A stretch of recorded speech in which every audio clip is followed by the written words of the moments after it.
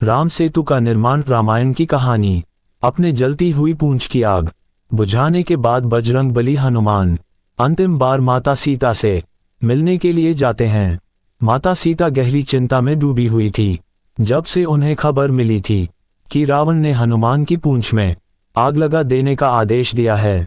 इसलिए माता सीता ने अग्नि देव से प्रार्थना की थी कि वह हनुमान की पूंछ का एक बाल भी ना जलाएं। और हुआ भी यही कि अपने जलती हुए पूंछ से बजरंगबली हनुमान ने रावण की पूरी लंका जला दी, लेकिन उनकी पूंछ का एक बाल भी नहीं जला।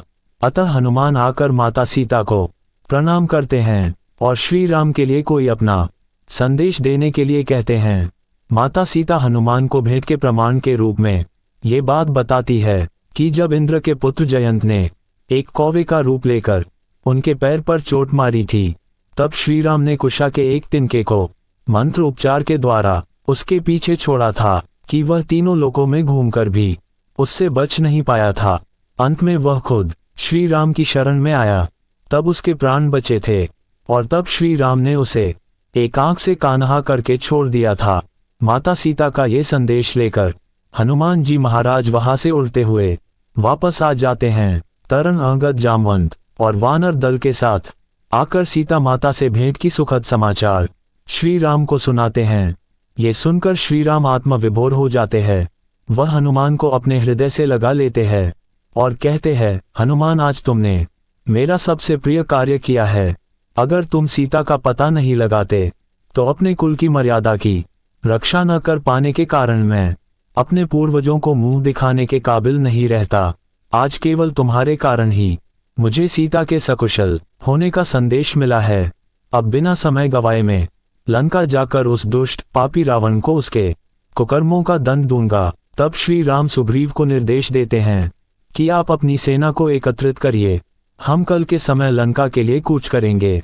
सुग्रीव तथा अन्य वानर श्रेष्ठ श्री राम से आग्रह करते हैं कि आपको ही हमारी सेना के सेनानायक बनना चाहिए। सुग्रीव के आग्रह पर श्री राम वानर सेना का सेनानायक बनाना स्वीकार करते हैं।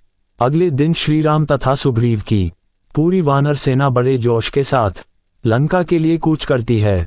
हर हर महादेव के नारे लगाते हुए सारी सेना उत्साह तथा उमंग के साथ आगे बढ़ती है। लंका के लिए प्रस्थान के कुछ ही दिनों बाद सुग्रीव की पूरी वानर सेना समुद्र तट पर पहुंच जाते हैं, जहां से लंका तथा उनके बीच केवल 100 योजन का समुद्र लहरा रहा था। समुद्र की लहरों को देखकर जामवंत जी श्री राम से कहते हैं कि हे प्रभु, सीता माता की खोज के समय भी हम इसी स्थान पर आकर ठहर गए थे। उस समय बजरंगबली हनुमान की शक्तियों के कारण हमारा कार्य सिद्ध हो गया था, लेकिन अब परिस्थिति अलग है, क्योंकि इतनी बड़ी वानर सेना का एक साथ समुद्र पार करना असंभव है। वहीं दूसरी ओर लंका में रावण का छोटा भाई विभीषण भरी सभा में रावण को ये सम्मति देने का प्रयास करता है कि वह देवी सीता को श्री राम के पास आदर के साथ पहुंचा दें, इसी में सबकी भलाई है। इस पर रावण उसकी हंसी उड़ाते हुए उसका अनादर करता है तथा लात मारकर उसका मुकुट गिरा देता है। विभीषण का मुकुट गिरते ही पूरी सभा उस पर हंसने लगती है। तब विभीषण कहता है कि मैं तुम्हारे ऊपर मंडराते हुए काल को देख रहा हूँ। स्वयं महाराज द्वारा मेरा अपमान मेरी मृत्यु के समान है, इसलिए मैं आज से लंका को छोड़कर जा रहा हूँ। ये कहकर विभीषण अपनी माता से भेंट करके श्री राम के शरण में आने का फैसला करते हैं तथा वह अपने 4 मंत्रियों के साथ वायु मार्ग से होते हुए समुंदर के इस पार बसी श्री राम के छावनी में आते हैं। उनसे शरण मांगते हैं। शरणागत वत्सल श्री राम अपने शत्रु के छोटे भाई को भी अपनी शरण में लेते हैं और उसे यह वचन देते हैं कि उसे रावण के वध के बाद लंका का अगला राजा बनाएंगे। तब वही समंदर किनारे श्री राम विभीषण का राज्य अभिषेक करते हैं। उसके बाद सबसे बड़ी जो समस्या थी, जो कि 100 योजन का समुद्र कैसे पार किया जाए, तो विभीषण यह सलाह देते हैं कि उन्हें समुद्र देव से प्रार्थना करनी चाहिए कि वह उनकी सेना को लंका तक जाने का रास्ता दे। तब श्री राम सभी को कहते हैं कि हम समुद्र देव से रास्ता देने के लिए प्रार्थना करेंगे, लेकिन लक्ष्मण जी को यह अच्छा नहीं लगा। उन्होंने कहा कि भैया, हमें रास्ता मांगने की जरूरत नहीं है, क्योंकि यदि आप आदेश करेंगे तो समुद्र को वैसे भी हमें रास्ता देना ही पड़ेगा। लेकिन श्री राम लक्ष्मण की इस सलाह को अपनी मर्यादा के कारण टाल देते हैं, क्योंकि श्री राम जानते थे कि समुद्र की मर्यादा भगवान की तरह होती है जिससे वह बंधे होते हैं। श्री राम समुद्र देव की आराधना करने के लिए किनारे पर बैठ जाते हैं, क्योंकि उन्हें उम्मीद थी कि समुद्र उनकी आराधना से प्रसन्न होकर उनको सेना सहित लंका तक जाने का मार्ग अवश्य देंगे। लेकिन 3 दिन तक लगातार प्रार्थना के बाद भी समुद्र की तरफ से कोई प्रतिक्रिया नहीं हुई, तो श्री राम को इस बात पर क्रोध आ जाता है और वह समुद्र देव को क्रोधित होकर कहते हैं, हे समुद्र, मैंने बिना अन्य जल ग्रहण किए 3 दिन तक आपकी आराधना की है, लेकिन तब भी आपने मेरी विनती स्वीकार नहीं करते हुए अपनी लहरों के शोर द्वारा अपने अहंकार को प्रकट किया है। इसलिए अब मैं अपने तीखे और अग्निवर्षक दिव्यास्त्र के प्रयोग से आपका सारा जल पाताल तक सुखा दूंगा। ये कहकर श्री राम अपने धनुष पर बाण चढ़ा लेते हैं।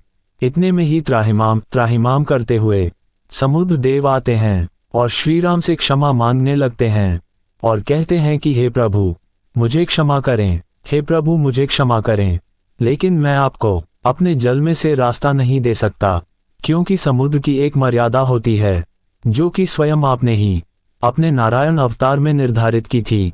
इसलिए हे दया निधान, कृपया करके आप अपनी वानर सेना को लंका तक पहुंचाने के लिए मेरे ऊपर पत्थरों से एक सेतु बना सकते हैं।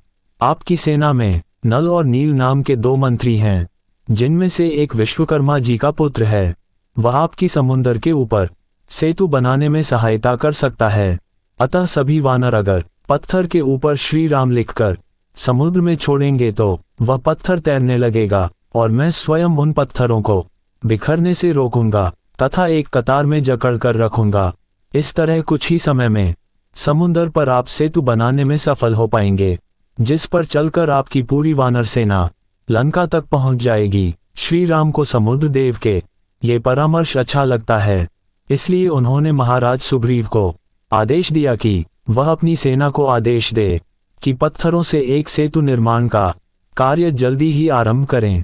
सभी वानर सेतु निर्माण में लग जाते हैं, जिसमें सभी वानर सैनिक पत्थर पर श्री राम का नाम लिखकर समुद्र में छोड़ रहे थे तथा श्री राम नाम के कारण सभी पत्थर पानी पर तैर रहे थे।